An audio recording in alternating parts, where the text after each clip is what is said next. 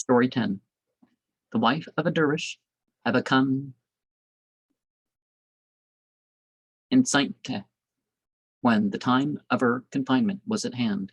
The dervish, who had no child during all his life, said, "If God the Most High and Glorious presents me with a son, I shall bestow everything I possess as alms upon dervishes, except this patched garment of mine which I am wearing."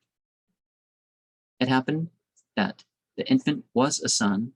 He rejoiced and gave a banquet to the dervishes, as he had promised. Some years afterwards, when I returned from a journey to Syria, I passed near the locality of a dervish and asked about his circumstances, but was told that he had been put in prison by the police. Asking for the cause, I was told that his son, having become drunk, quarreled, and having shed the blood of a man, had fled, whereon his father was, instead of him, loaded with a chain on his neck and heavy fetters on his legs. I replied, he had himself asked God the Most High and Glorious for this calamity.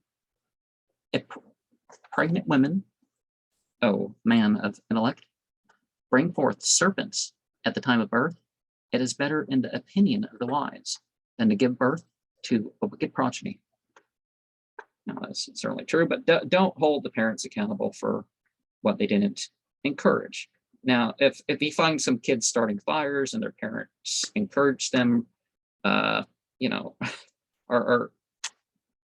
whatever, that's an example of an exception, right?